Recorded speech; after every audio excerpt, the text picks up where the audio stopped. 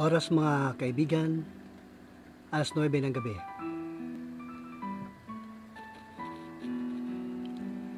Hatid sa atin ng GMC Cafe. Magandang gabi sa lahat. Isang napakagandang gabi para sa mga masugid nating taga-subaybay, taga-sunod, at tagatangkilik ng ating programang GMC Cafe. Sa loob po ng isang oras ay makakadinig tayo ng kwento at mabigyan tayo ng pagkakataong makapag-ambag ng mga saloobin, ng mga pananaw hinggil sa naturang kwento ng ating sender sa gabing ito. Magandang gabi sa lahat mula Luzon, Visayas at Mindanao. Sa apat na sulok po ng ating daigdig, North, South, East, and West, magandang gabi po. Diyan sa mga tagapagtangkilik natin na nasa abroad, magandang gabi. Binabati ko ang aking may bahay, Mirasol, si Bayan Katso, at aking mga anak na si JR, Iman, at EG.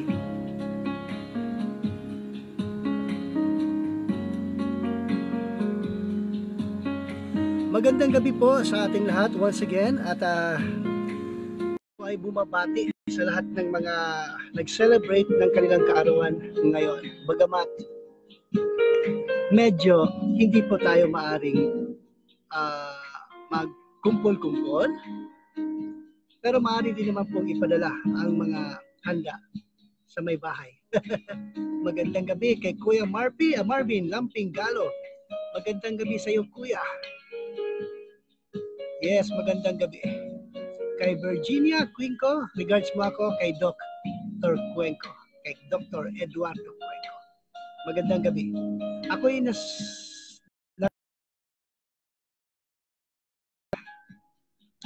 medyo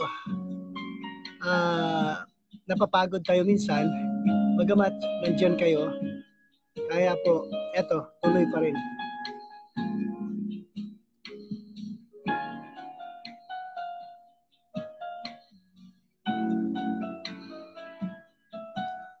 Magandang gabi kay Krishay, si Bayan Jimenez, at kay sino pa ba na Pangulong Rodrigo Roa Duterte at 10 ng kanyang mga kabinete. Gayon din po sa ating butihing Mayor Inday Duterte o Inday Sara Duterte Carpio at ng buong council. Magandang gabi sa ating pong founder ng Villa del Puso. Siya po ngayon ay nasa Kalakhang, Maynila. Magandang gabi sa iyo, Founder Eddie Sanoy Mandriquez. Binabati ko rin ang buong council ng ating lungsod, lalong-lalo na sa ating mga frontliners, ang ating mga magigiting po na mga doktor, yung mga health specialist natin, mga health providers natin, no, healthcare providers natin, lalong-lalo na sa ating mga sandatahang lakas ng Pilipinas, ng ating Armed Forces of the Philippines, Philippine Army, PNP, and the volunteers, no? Doon sa mga kabarangay na marami pong nagbo-volunteer ngayon, sa ating mga police auxiliary, sa ating pong mga BHW, binabati ko po kayo ng magandang gabi at pagpalain kayo ng ating may kapal. Binabati ko rin si Captain Remy De La Luz ng Barangay Duterte at kay Kagawad President namin si Nerio Pasaje. Magandang gabi sa iyo, Kagawad, at saludo kami sa iyo. Ang dami mo na talagang natulungan. Hindi ko man nakikita yung iba, pero alam na alam ko, kasi alam ko ang programa mo. Magandang gabi at congratulations sa iyo. Magandang gabi rin kay Captain Eddie Boy Altirado, ating butihing kapitan ng Barangay San Antonio, 10 ng kanyang mga kagawad. Magandang gabi po sa ating lahat. Kay Barangay Captain Jimmy Ubial at ng kanyang mga kagawad, Magandang gabi po sa lahat. Binabati ko rin si Arlene Losenio at ng kanyang pamilya, mga muring family ng Barangay Aquino. Magandang gabi. Well, sa akin pong mga kapitbahay, kay Jojo Hilay and Eddie Hilay and family, magandang gabi. Kay Nora Hontilla and family, magandang gabi. Kay Celia Tampos and family, magandang gabi. Lalong-lalo na sa aking mga kaibigan o aking mga extended family, sa mga Alibiano family, magandang gabi. Okay, dumako na naman po tayo doon sa mga tagapakinig, mga taga-subaybay nating nasa ibayong dagat. Kay Ruth Libre, gabi-gabi po ito na nakikinig sa atin. Nasa Japan po siya. Kay Kagawad Vina Casilaw, nasa Florida. Charlie Ramos ng Dubai. Rodante Oy ng Amerika. Susan Oviedo Sinji ng Japan, at dito po sa Davao sa Kabantian ang kanyang kapatid na si Joy Oviedo Balan at ng buong pamilya. Magandang gabi. Sa Katsu family po ng Maparat, Compostela Valley, magandang gabi. Sa mga Hinampas family, Doydora family, Kuray family, Muring family, Ayuban family, Barbaruna family, and Ereneo Katsu family ng Manambulan, Turel. Atin pong isang chapter po yan ng Cornelio Filomena Katsu clan. Pinangunahan ng ating butihing tito na si Ereneo Katso. Magandang gabi. Sa mga Katso family din ng Surigao City, pinangunahan po ng ating tita na si Neneng Katso Prones. Magandang gabi sa iyo. At sa kanyang mga anak, sa mga Prones family, sa mga Kabili family, magandang gabi. Binabati ko rin ang ating mga kapatid sa The Fraternal Order of Eagle.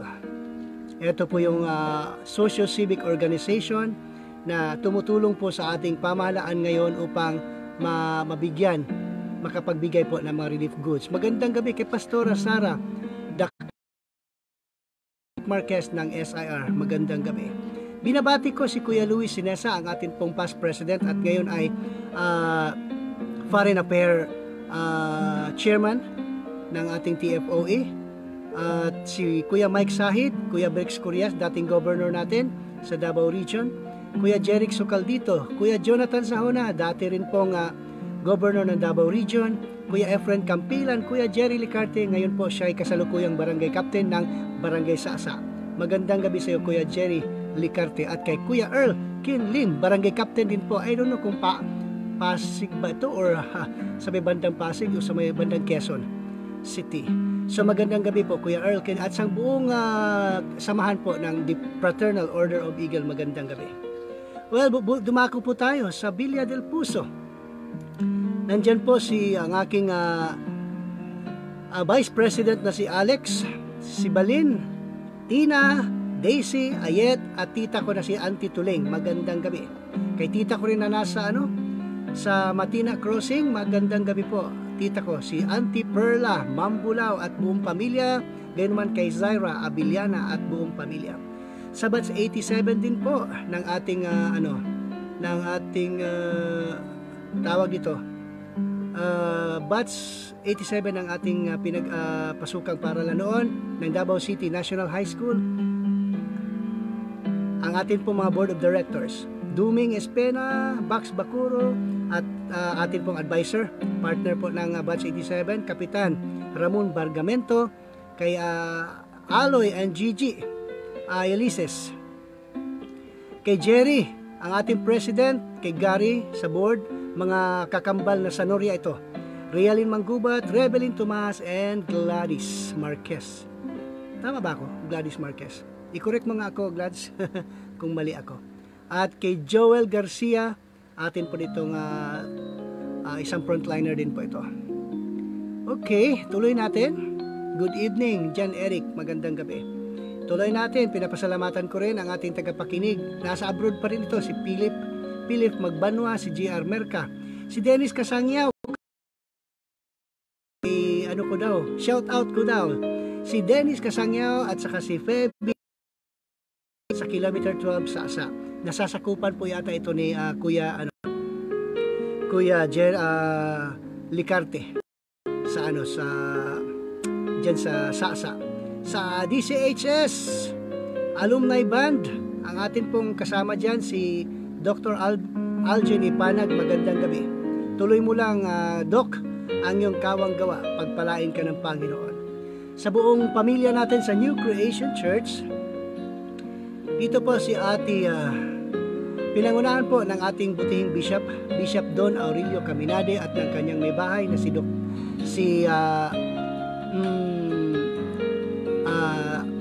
Pastora Ging o Leonora Caminade, magandang gabi. At ng kanyang mga anak na si Pastor Natnat, si Pastor Nico, ang nag-birthday po ngayon na si Doktora Mayin, magandang gabi. At syempre nasa Canada, si Nesan po, magandang gabi. Kay Ate Bining, kay Ate Joy Roque, kay Kuya Titing Lumanog, magandang gabi. Kay Elmer and Ruth Lim family, magandang gabi. Kay Rene and Jenny and family, magandang gabi. Kay Val and Nene Alforque, magandang gabi. Sayang hindi nila mapapanood ito kasi data lang sila. Kaya sa mga Refresca family, magandang gabi. Mark Bakang and Shine Bakang and family, magandang gabi. Kay Neneng and Benedict Felizarta family, magandang gabi. Thank you, Sister Neneng, ha, sa pinagkaloob mo sa amin na blessings. More blessings to come. At kay Engineer Boy Sarili and family and kay Amelie at sa kanyang asawa o may bahay. Magandang gabi po sa lahat. Ito po ang programang GMC Cafe kung saan po habang tayo po ay nagkakape ay makikinig tayo ng kwento at mag-ambag-ambag po tayo ng mga saloobin, mga opinions po, atin pong advice sa ating letter sender ngayong gabi. Okay, bati lang kayo dyan at bigyan po natin, babasahin po natin. Okay, pinag-aaralan ko ito kung paano ba to. Ayan. Ganun pala yun. Mabuti na yung mag-aaral talaga tayo kasi iba ang panahon ngayon. Mas malapit yung mga kabataan sa technology kaysa sa atin. Pero hindi po tayo magpapataan. Technology is walang edad-edad, walang estado-estado. Kung gusto mo gagawin mo. Dumako naman po tayo sa mga konti lang pangyayari po sa paligid-ligid natin. Ang daming natuwa, ang daming nalungkot, ang daming nakakatanggap, ang daming hindi nakakatanggap. Ganon talaga ang buhay, mga kapatid. So, kaya nga minsan naisip ko, ano ba may tutulong natin, ha? Sige, kung gusto niyo tumulong, ano tayo? May mga pamilya din pala talaga na sa kabila po ng lahat ng tulong ng ating sa tulong po ng ating tinatawag na pamahalaan, hindi po talaga maiwasang kukulangin din talaga. Kahit na binigyan mo pa man yan ng 5 kilo, kukulangin. Well, kung gusto ninyong ang tawag dyan, kung gusto niyo magkawang gawa, gusto niyo magbigay, sige, contact lang kayo at ano rin ang maitutulong natin kasi kami rin po dito ay hindi pero meron po kaming access na maaring lapitan po natin. Katulad last week, ipapadala sa amin, kuha dahil by numbers na po at MWF at TTH na po yung ending. So ang ginawa namin, nakiusap kami sa liner at yun naman po ay pinaunlakan niya. At yun, hindi ko alam na hinatid na pa, maya-maya lang, hinatid na niya sa bahay. Magandang gabi din, Arman, Lara, Vicente. Nakikinig kayo nga't na nanonood, magandang gabi. So, ganun lang mga kaibigan, mga kapatid, mga taga-tangkil drama. Huwag kayong mag-atubili o magdadalawang isip na magpadala ng inyong mga mensahe. Yan! Lumabas na si Ava May Luzano Bequilia. Eto, sige, tulungan nyo ako, ha, i-share niyo itong mga i-share nyo para ma-add mo yan sila, para matulungan niyo ako. Lalaki itong na hindi bagay sa akin ang hindi naman hindi bagay sa akin. Kasi sa mga panahon ito, ang kailangan yata ng tao daw ay yung mga medyo kwela. Sabi ko naman, ito kasi ay parang revival lang ng programa ko noon nung ako'y nagtatrabaho o nung ako'y nag-o-onboard pa sa isang radio station. At marami pong tagapakinig talaga noon.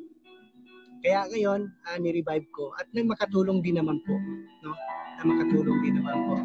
So, sige, pagtulungan natin ha. I-share niyo itong link na to para lang sa gayon ay like MC. Oh, bakit nag-decline si Aba? Bakit ka nag-decline? Ba't mo gi-decline? Ano? Kita ko kayo na nandyan kayo. Okay. So, ganun ba? Sige. Magandang gabi kay Pastora Belen Ramos Pelonga ng Malita yata to? Saan ba banda ito? Magandang gabi sa iyo at ng iyong buong pamilya. It's very sad to hear na nagkagulo dyan sa inyo. Lockdown uli. Okay. Tuloy natin.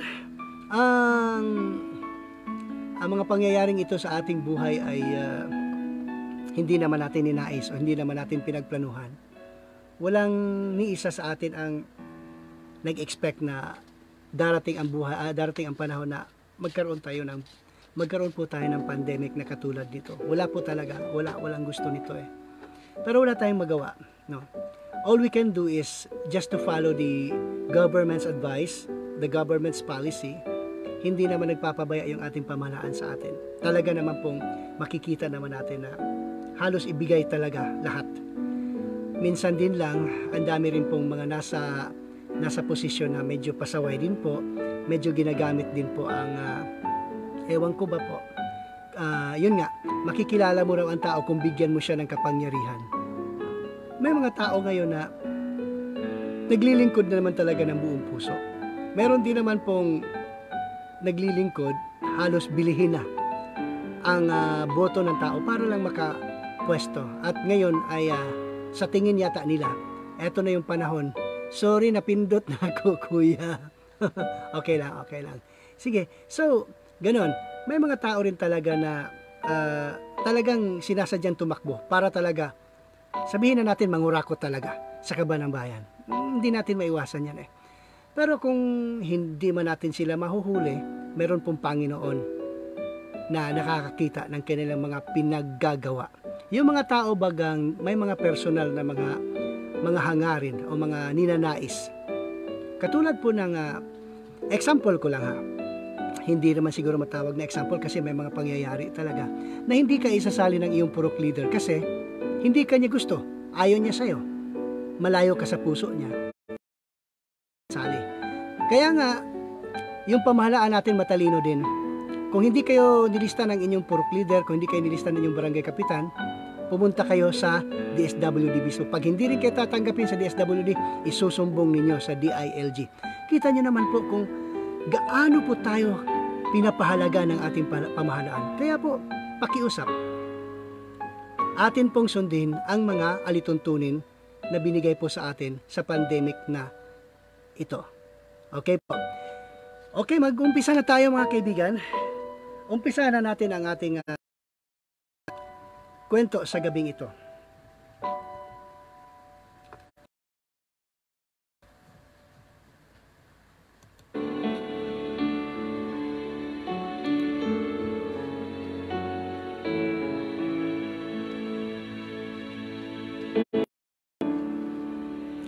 Isa pong 27 years old, binata. Isa po siyang electronic technician. Meron po siyang admirer na masugid. Nag-uumpisa po ang kwentong ito nung kasagsagan po ng mag-uumpisa ang klase.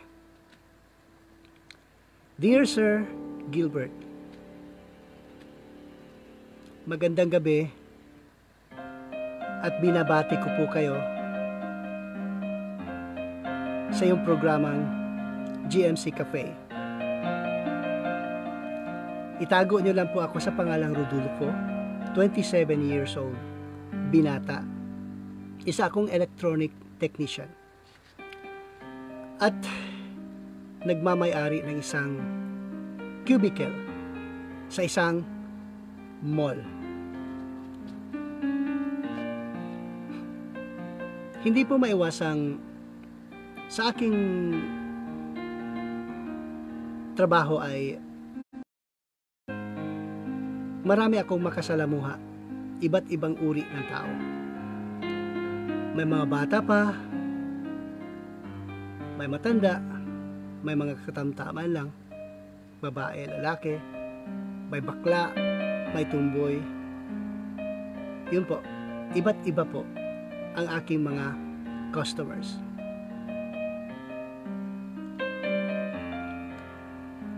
May napapansin lang ako sa isa kong customer na wag na lang po natin siyang panghalanan. Isa po siyang second year college student at ewan ko ba po kung mali lang talaga ang tansya ko sa kanya or yun nga talaga ang katotohanan. Nag-uumpisa po ako maghinala sa mga panahong may pinaayos siya sa akin na gadget at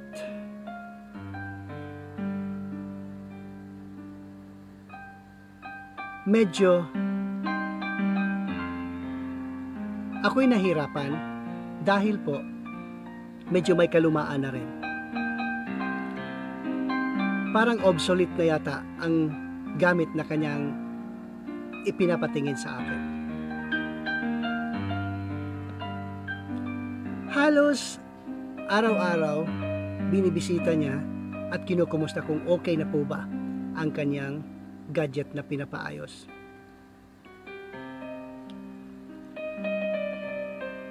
Ako naman po ay isang taong nagsasabi talaga ng totoo kapag hindi ko kayang gawin.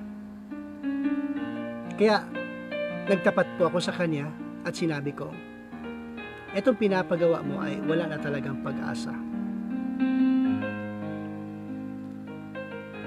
At sa mga panahong iyon ay parang hindi ko siya nasiyahan at dama ko ang lungkot sa kanyang kalooban. At may pahabol pa siya. Baka naman po maari pa talagang hanapan ng paraan. Kahit na po magkulang ang kanyang piyesa, basta't siya lang po ay gagana, okay na po sa akin yan. Sabi ko, sige. Pero hindi ako makakabigay ng garantiya na mahahanapan ko ng paraan. Yun ay kung may darating o may makikita akong piyesa na katulad niya. Yun man ay parang nanumbalik sa kanyang mukha ang tuwa at ligaya na may pag-asa pa pala ang kanyang gadget.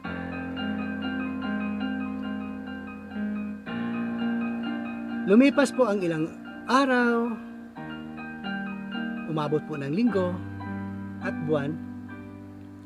Halos po araw-araw binibisita niya. Kinukonsulta niya kung ano na po ba ang nangyari. At sa madalit sabi, naging kaibigan po kami at nagbibiruan. Kasi naman po, hindi naman po lahat ng panahon meron akong kliyente na inaasikaso. Kaya, may panahon akong maghanap talaga ng paraan na mahanapan ng piyesa ang kanyang nasirang gadget. Nagtanong siya kung ganito, ganon. Ano po ba ang gusto kong mga pagkain? Tanong siya kung ano po ba ang mga paborito kong palabas ano po ba ang mga pinagagawa ko. At syempre, alam ko naman po na customer ko siya, nandun pa rin yung pagdadalawang isip na magbigay ako ng impormasyon ng personal sa kanya. Hindi ko po alam na siya pala ay nag-research sa akin.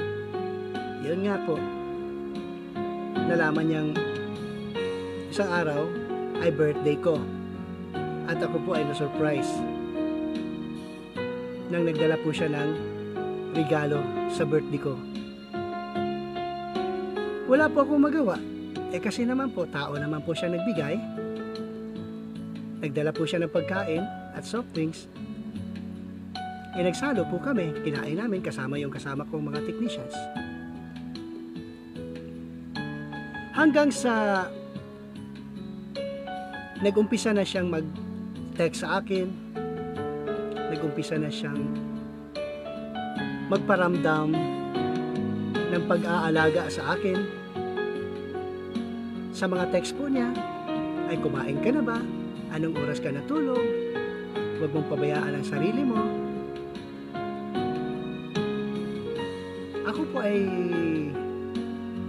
nagtaka kung bakit gano'n na lang po siya ka-concern sa akin.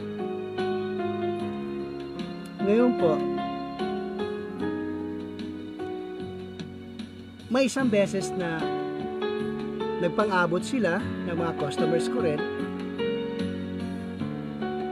Ang dami po talagang tao.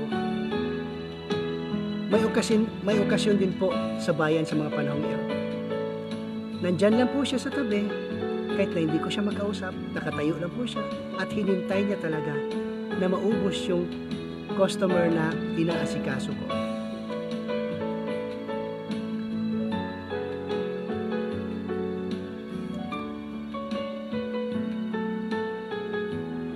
Dumating po sa punto na tinanong niya ako kung ano po ba ang mga qualifications ko sa taong gugustuhin ko.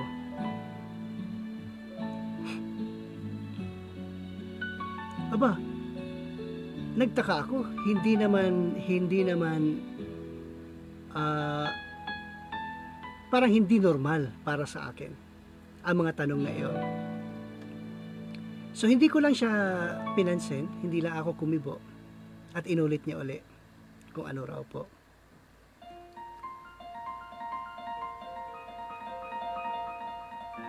Hindi ako nagbigay ng impormasyon, hindi ako nagbigay ng kung ano man, bagamat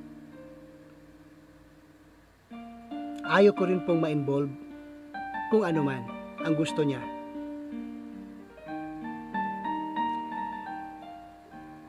Minsan din na nakatanggap ako ng text sa kanya, sabi niya, sana raw maiintindihan ko ang nararamdaman niya at ngayon lang daw nangyari ito sa buhay niya. Totoo po raw na may mga nagiging karelasyon na po siya mula pa nung high school hanggang mag second year college na siya, pero iba po raw itong nararamdaman niya sa akin. Tinanong ko siya, ano ba yung nararamdaman mo sa akin? Sabi niya, gusto kong sabihin sa'yo kung personal tayo na nag-uusap. Maaari ba tayong mag-usap ng personal na wala ka sa trabaho mo at wala kang ginagawa kundi nag-uusap lang tayo? To make the long story short, pinagbigyan ko po siya at niyaya niya akong maghapunan. Kumain po kami. At talagang siya po ang gumasta. Nahiya nga ako. Sabi ko, eto na. Meron kayo, siyempre may trabaho din naman po ako. Eto na. Ambag-ambag na tayo. Share na lang tayo. At sabi niya, ako ang nagyaya sa'yo. Ako ang magbabayad. Sabi niya na alam ko na hindi normal sa tulad kong babae na sabihin sa'yo ang nararamdaman ko. Gusto kita at ewan ko kung saan ahahantong ito. Ako po ay parang binuhusan ng malamig na tubig. Hindi ko akalain na may babaeng matibay na makapagsabi ng gano'n sa isang binatang katulad ko. Ang inisip ko rin, hindi naman din siya huli kung sa beauty ay meron din naman po siyang beauty. Maganda rin po siya. Ang naguguluhan lang yung isipan ko kung bakit ganon. Sabi niya sa akin, maari bang may chance ba na pwedeng maging tayo? Talagang ulit para akong nabuhusan ng malamig na tubig at wala talaga akong masabi sa kanya. Sir, hindi rin po ako first timer eh. Nagkaroon din po ako ng mga relasyon.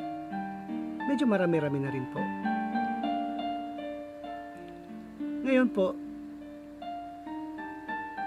wala talaga akong binigay na sagot hanggang sa kami po ay umuwi na.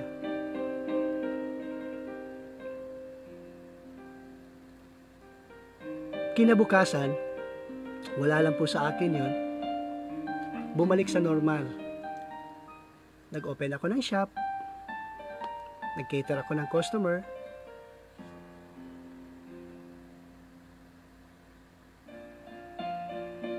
Lumipas ang isang araw, 2 araw, 3 araw, linggo, at umabot ng buwan. Hindi na po siya nagpaparamdam sa akin.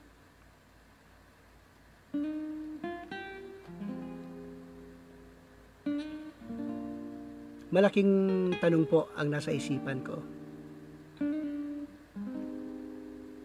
Kaya nga po, naisipan kong magtanong sa'yo kung may kasalanan ba akong nagawa o pagkulang o mayroon ba akong dapat ginawa na hindi ko nagawa sa pangyayaring iyon. Inaasahan ko po na sa gabing ito ay ako'y iyong matulungan at nang magkaroon ng kaliwanagan ang aking pag-iisip. Ako po'y lubos na gumagaalang Rodolfo.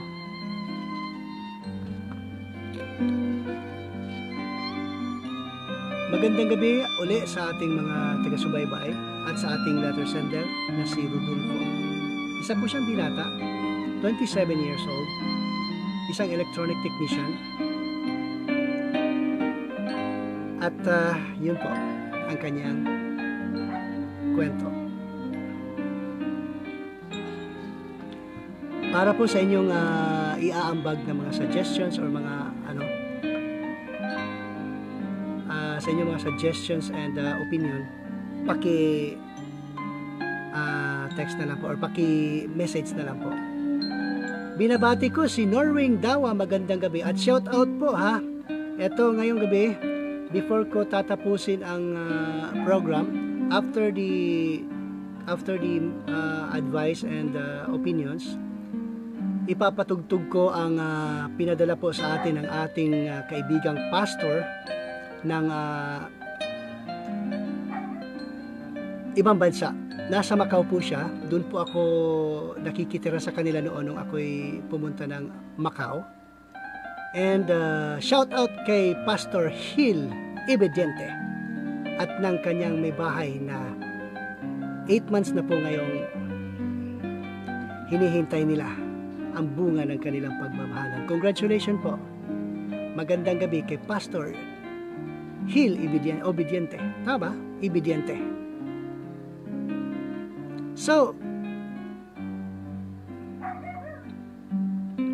balikan natin ang ating kwento, mga kaibigan. It's an honor to kumbaga, isang karangalan po ang sa atin po siya nagtanong, naghanap ng kasagutan sa kanyang mga niloloob o nasa kanyang kalooban. Ano po ba ang unahan nga tayo? O sino nga mauna sa inyo? Sige nga. Bihira to eh. Bihira talaga.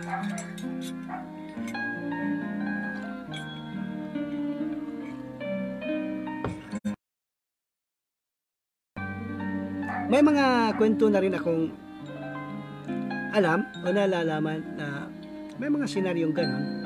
At iba ito. Bigla itong nawala.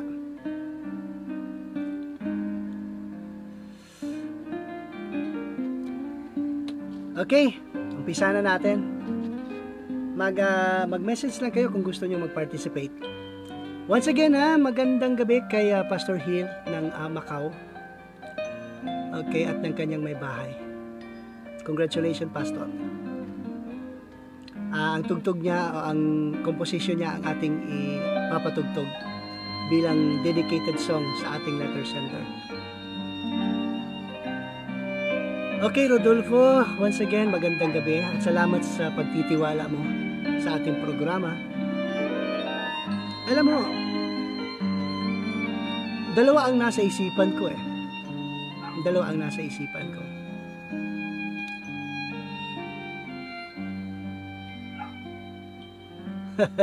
May nag-text po, may nag-message po, babalik din yan, nagpapalamig lang yan. Sana naman nagpapalamig lang. Okay. Dalawa po ang nasa isipan ko ngayon. Unang-una, nag-uumpisa ito sa tanong din eh. Hindi kaya talagang sinadya niya yon upang ikaw ay ma-scam? Pero sa tingin ko hindi naman kasi siya pa nga ang siya pa nga ang gumasta nung in-invite ka niya for dinner. Hindi siguro. Or yung doon ako sa comment din dito na babalik din yan, nagpapalamig lang yan. By the way, it speaks about sa nararamdaman niya sa'yo. Siguro nga, kasi bihira kasi sa babae magtapat sa kanilang kinagigiliwan o nagustuhang lalaki. Once in a million lang yan. Once in a million. Kumbaga, bakit sino ka ba? Ganon. Binigyan ka lang ng space, pansamantala. Alright. It talks about love. Talks about love. Maari ding magandang gabi, tita ko na si Tita Tuli. Okay, mamaya ko na lang basahin yung ibang messages kasi nag-umpisa na tayo sa ating opinion and advice.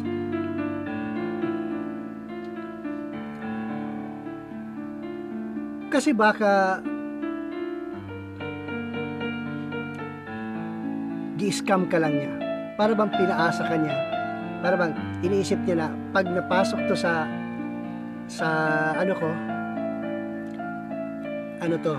mahuhuli ko to. Parang ganon. Parang bitag. Maaari din nating sabihin na siguro dahil sa nilunok niya ang kanyang pride at sinabi sa'yo ang nararamdaman niya, ay napahiya siya kasi wala siyang nakuhang impormasyon sa'yo na may pag-asa ba o wala bang pag-asang maging kayo. Kasi kung pagbabasihan po natin ang edad, my God, second year college, medyo kung anuhin natin, medyo may na siya, may stability na siya kung mag-isip. Siguro nga parang napahiya yata siya.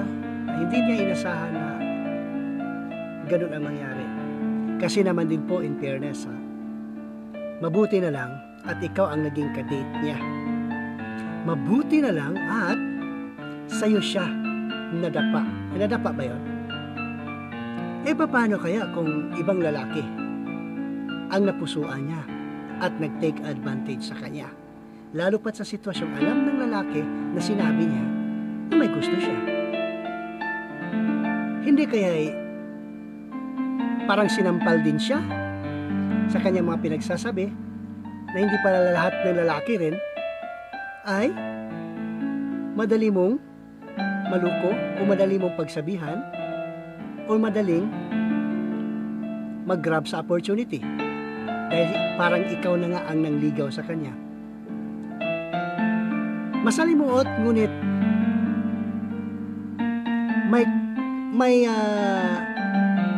may katotohanang dalawang bagay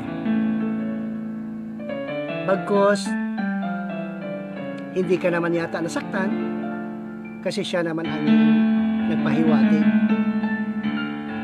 Huwag ka nang mag-guilty. Huwag ka nang mag-guilty. Bakit? Wala kang kasalanang nagawa sa kanya. Bagamat tinulungan mo pa siya na makapag-isip. Natulungan mo pa siya na ma-open up yung mind niya na hindi pala lahat ng lalaki ay ganon sa akala rin ng iba. Wala kang kasalanan, wala kang hindi nagawa. Maganda na yung wala kang sasabihin kaysa sa may sasabihin ka at hindi mo mapaninindigan. Pero ito talaga ang pagmamahal ang sabihin ko sa'yo. Kung gaano man siya ka-stubborn. Kasi palagi siyang pumupunta, palagi niyang kinukumusta daw, pero ako'y nagtataka. Bakit? Bakit lumang-luma ang gadget na pinaayos niya sa'yo na siguro alam niya na wala na talagang kaparaanan upang yun ay kaya mong maayos o maayusin. In a parallel to that, kung mahal ka nga niya at siya'y biglang nawala, eto ang maganda. Before pa tayo isinilang sa sanlibutan, ay may nagmahal na sa atin. May nagmahal na sa atin. In John 3:16, for God so loved the world that He gave His only or one and only Son. Sino itong nagsabi nito? It is the Father in heaven. Sino itong nagbibigay na ito? Nagmahal na ito? It is the Father in heaven who loves the world. Sino ba yung world? Tayo yun. Sangkatauhan. Only begotten Son ang binigay niya, that whoever believes in Him shall not perish, but have eternal life. Di mo ba alam na may kapareho sila nitong babae na lumapit sa'yo? May sarili siyang paraan para makalapit sa'yo at para mapahaba yung pagmamahal na iuukol niya sa'yo. Kaya nga lang, parang biglang nagkaroon ng wakas dahil hindi mo dinugtungan ang sanay kabanata ng inyong pagiging magkaibigan. Remember that when God the Father gave His only begotten Son, Lord Jesus Christ, may kondisyon yun. Ano bang kondisyon nun? That whoever believes in Him, Jesus Christ, shall not perish. Hindi masisira, but have eternal life. Bagamat magkakaroon ng buhay na walang hanggan. Diba? So the love that God has given unto us is eternal. Hindi katulad nung nakausap mo, nung nagpahiwatig sa'yo. Nasaktan siguro ng lubos dahil walang nakuhang kasiguruhan, kapanatagan galing sa'yo, ay hindi na nagpakita. Well, kung nasaktan man siya. In the contrary, kung napahiya siya, Dahil hindi niya nakuha yung gusto niya sa'yo, kung ano man ang plano niya. Diba? Kung ano man ang plano niya sa'yo, napahiya siya sa'yo. Ganun yun. Marami nga rin naglalaro sa isip ko ba? Na parang indecent proposal, parang gano'n. Pero hindi naman siguro kung nagsasabi lang siya ng totoo. Practical nga lang siyang tao. Why not, di ba? Okay. In Jeremiah 31 verse 3, it says there that the Lord appeared to us in the past, saying, I have loved you with an everlasting love. I have drawn you with unfailing kindness. Noon pa ay minahal na tayo ng Panginoon. Nagpakita siya sa atin noon pa. Kahit na hindi pa tayo pinanganak dito sa sanlibutan, ay nagpakita na talaga siya sa atin. Binigay na niya ang kanyang walang hanggang pagmamahal. The everlasting love. Binigay niya, pinalapit niya sa atin ang kanyang unfailing kindness. So, napakagrabe nun. Napakagrabing pagmamahal yun kung tutuusin. Katulad din ng ating letter sender doon sa babaeng natipuhan siya or yung admirer niya. In Jeremiah 31 verse 3, the Lord, or in Jeremiah, in 1 John 3 verse 1, see what great love the Father has lavished on us, that we should be called children of God, and that is what we are. The reason the world does not know us is that it did not know Him. Mga kaibigan, mga kapatid, tingnan natin how great the love, gaano kalaki ang pagmamahal, lavish, na ibinigay niya sa atin. Natawagin niya tayong mga anak. Di ba? So kung nawawala man yung babae na yon sa rason na talagang hindi pagmamahal ang inukol niya sa'yo, kasi baka discount ka niya, or baka hindi niya nakayanan na siya ay nabigo, or siya ay nabigo sa mga sandaling iyon, ay hindi everlasting or hindi totoong pagmamahal ang kanyang nararamdaman. Nandun na sana ako. Kaya nga lang, ang nangyari ay, kabigla-bigla ang mga pangyayari. Grabe. One day, one afternoon, she invited you to have dinner. Pag-uusapan yung gusto niyang sabihin sa'yo. Siya pa ang gumasta, siya pa ang nagbayad talaga ng pagkain na kinakain niyo. At pagkatapos ng kumain, nag-usap kayo, sinabi niya sa'yo na may gusto siya sa'yo. At may pag-asa bang maging kayo. Wow. Kung si Francis Leo Marcos, magandang gabi nga pala sa iyo, bossing. Kung si Francis Leo Marcos pa, para siyang naging mudyako. Nagbablush.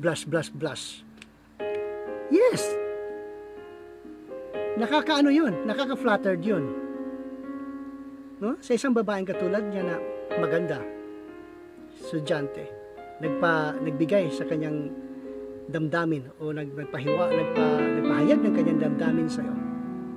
That is very flattering. That is very flattering. So, sana nabigyan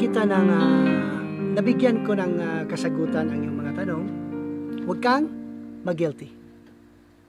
It's not your fault. Wala kang kasalanan dahil wala kang ginawa. Bayaan mo siya. Tama yung rin kanina, na binibigyan ka lang niya ng space para makapag-isip ka. O baka dumating ang araw, magkita kayo at hindi natin alam. Ganon. So, simpleng bagay lang na hindi pwedeng gawing complicated. Katulad ng ating Panginoon, that God love to us is a very stubborn love. Very stubborn ang pagmamahal ng Diyos sa atin. Kahit na hindi natin siya pinapansin, Binigay niya ang kanyang sariling anak. Nang sa gayon, tayo ay makuha galing sa putik kasalanan. Pinadala niya ang kanyang bugtong anak upang tayo ay iligtas sa kapahamakan dito sa sanlibutang ito. Sa sanlibutang makasalanan, sa sanlibutang marupok, sa sanlibutang ang daming nag-aagaw o nag-agawan. Nag-agawan sa pwesto, nag-agawan sa kung anong meron dyan, nag-agawan sa mga posisyon, nag-agawan sa yaman. Di ba? Sa mundong ito, pinadala niya si Jesus Christ nang sa gayon, tayo ay hindi mapahamak. Tayo ay mabigyang direksyon ang ating buhay. Na tayo ay maiahon niya sa kahirapan, sa problema, sa mga hindi natin gustong anuman meron tayo sa buhay natin. At ilalagay niya tayo sa buhay kung saan gusto niya. Yung buhay na masaya, yung buhay na maaliwalas, yung buhay na kaaya-aya, yung buhay na sabihin mo talagang, eto ang buhay na hinahanap ko. Hindi mo maipaliwanag na kasiyahan, hindi mo maipaliwanag na damdamin dahil nasa iyo, nasa puso mo ang ating Panginoon. Kaya yan, sinabi niya, He offered His Son to us. Nasa sa atin kung tanggapin natin yan. Nasa sa atin din kung i-grab natin yan. Nag-offer si Jesus Christ.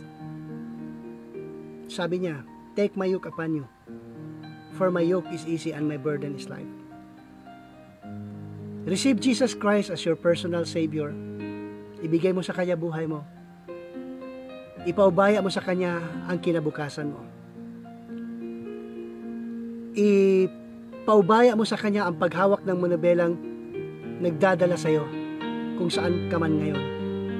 Dahil sigurado ako na kung siya ang hawak ng monobelang sasakyan na sinasakyan mo, sigurado akong madadala ka niya sa buhay kung saan maging maligaya ka, maging mapanatag ka, at maging secure ka dahil siya ay kasama mo. Well, mga kaibigan, salamat po sa pagsama nyo sa akin ngayong gabi. Isang karangalan po talaga ang mapagbigyan ang ating letter center na ganitong oras, ganitong panahon. Mga bagay-bagay na hindi natin akalaing mangyayari. Mga bagay rin na nangyayari na sa iba, ngunit ngayon lang natin nalaman na nangyari pala sa kanila. Mga bagay-bagay na pinag-uusapan lang, ngunit hindi binigyan ng pagkakataon na maiintindihan.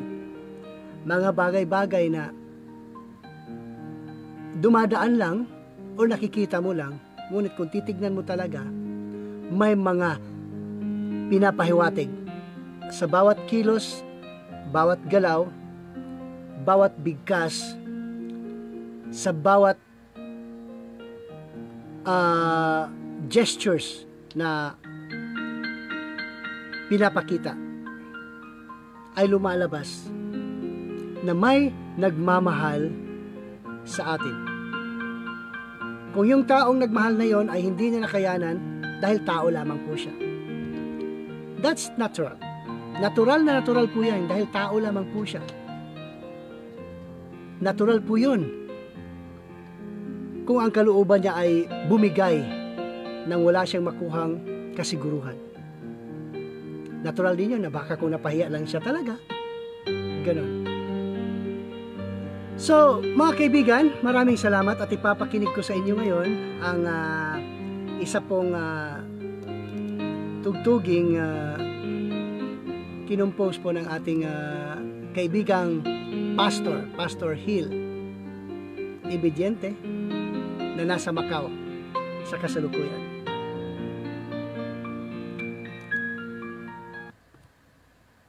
This song is dedicated for the Lord Jesus. original composition by me, Pastor Hill, and with me is Rose Ann, my wife. This is a love song for the Lord.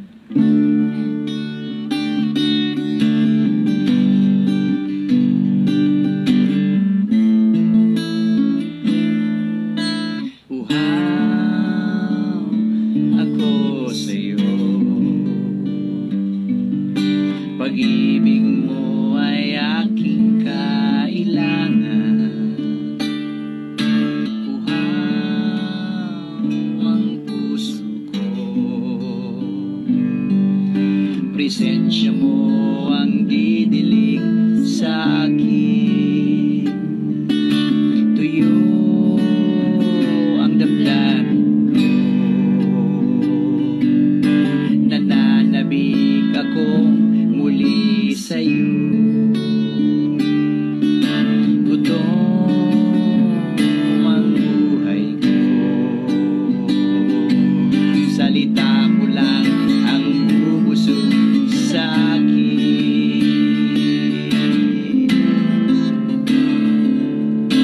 Jesus, kailangan ka namin. Ang pag-ibig mo ay dapat pang nasain. Napakalawak, napakalalim. Pag-ibig mo, ako'y maglalambing.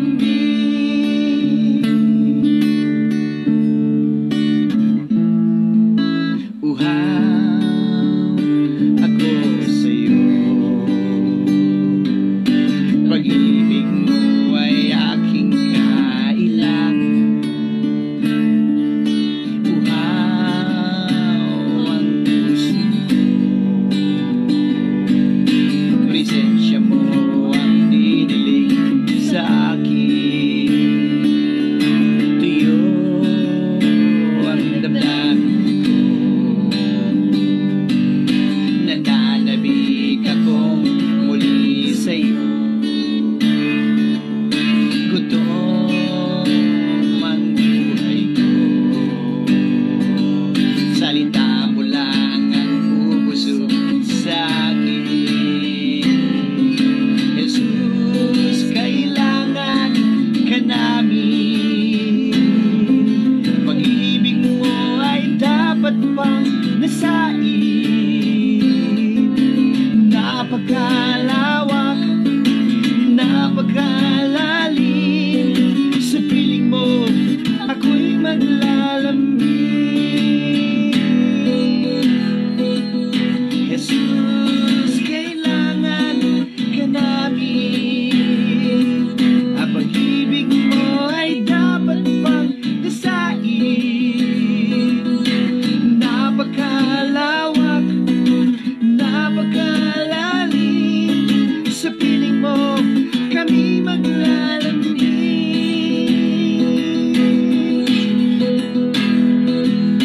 Jesus, kailangan ka namin. Ang pag-ibig mo ay dapat pang nasain.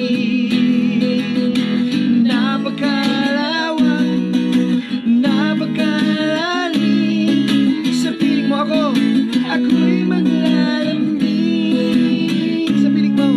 Sa piling mo kami maglalambing. Sa piling mo ako'y maglalambing.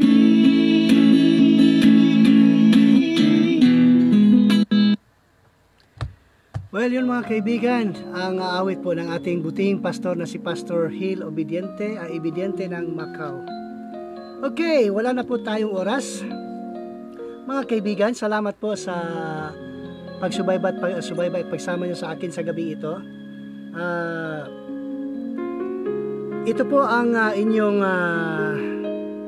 kasama dito sa programang GMC Cafe, Gilbert Martije Lupez Katso, nagsasabing, lahat po ng suliranin ay may kalutasan, lahat ng problema ay may kasagutan. Sa Diyos, tayo ay manalangin at manawagan. Siya po ay nariyan lang, handang-handa kanyang tulungan. God bless us all. Shalom. Magandang gabi. Mabuhay po tayong lahat.